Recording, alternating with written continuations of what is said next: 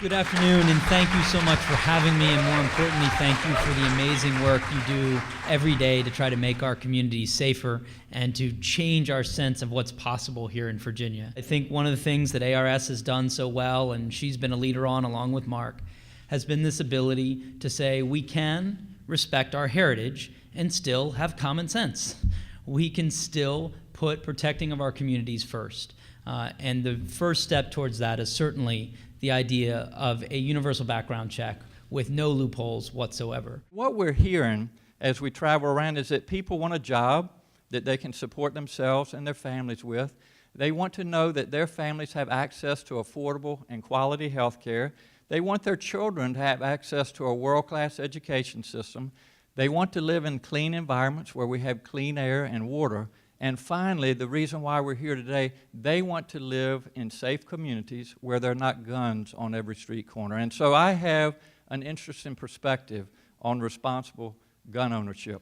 And at various points along the way, the NRA became an increasingly extremist organization that was really looking out for gun makers and how to sell more guns and to look out for survivalists rather than the kind of neighbors that I grew up with. If you talk to people even across Virginia, they believe that, you know, universal background checks should be the law of the land. But because of the influence of the NRA, we haven't been able to get over that hurdle. So it's going to take leadership, someone that understands people from both sides of the aisle to bring people to the table and again to advocate and make some changes that make our streets and our society safer. And at the end of the day, one of the probably most important jobs of the governor is to promote our economy. We need to make sure that we, you know, have economic opportunity for all Virginians, no matter who you are, no matter where you are. And so if we're going to invite and encourage people to come to Virginia, they want to live in safe communities. So it's an economic issue. So one is to be in a position to make sure we can block those laws that move us backwards. Second is, I think, the ability to finally try to close the gun show loopholes and other things that prevent us from having universal background checks.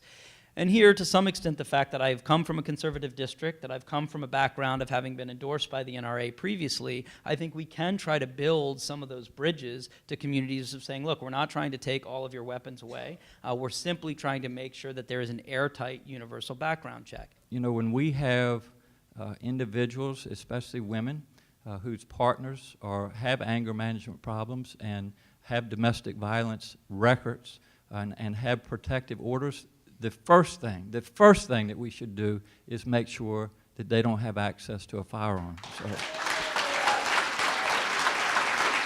And again, I do want to say, you know, in addition to, you know, we don't have one gun violence problem. We have 5 or 6 different gun violence problems that are interrelated. Guns are the common denominator, but we have a suicide problem, we have a gun accident problem, we have an urban violence problem, we have a mass killing problem, and several others. We have a mental health challenge, we have economic depression, we have an opioid crisis. All of these things are intersecting.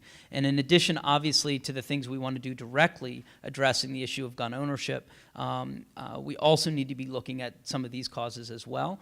Certainly the reason for the smart gun technology that is so crucial is it's one of the easiest ways to prevent greater accidents in the home, particularly of children. But when the NRA insists on going out and boycotting any store that even offers this technology, we need to figure out a way, as you all have, to be a counterforce in that area. Let's use some common sense as we move forward. We don't need guns in bars. We don't need guns in our public education, our schools. We don't need them in our colleges. So that's the way I view those things.